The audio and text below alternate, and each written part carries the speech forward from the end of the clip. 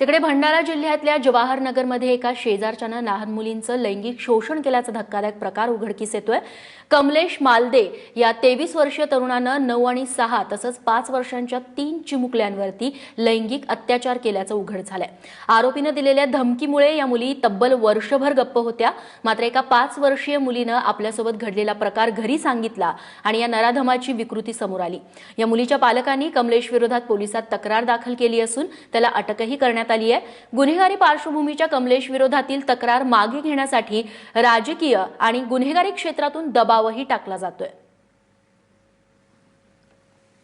या गुन्ह्यामध्ये 2 मुलींवर लैंगिक हमला झालेला आहे आणि एकीवर विनयभंग झाला असल्या कारणाने आमच्याकडे 376 आयजे आणि 354 अ आणि 506 धमकी दिल्यामुळे 506 आयपीसी लागलेली आहे आणि बाल लैंगिक कलम लावली आम्ही पोक्सो। सदर आरोपी आहे हा 23 वर्षाचा आहे, कमलेश जनार्दन मालदे। हा आरोप पीडित मुलींच्या घराजवळच राहणार आहे, त्यामुळे त्याला आम्ही त्याच वेळेस ताब्यात घेतलेला आहे। त्याला आम्ही अटक करण्यात आलेली आहे।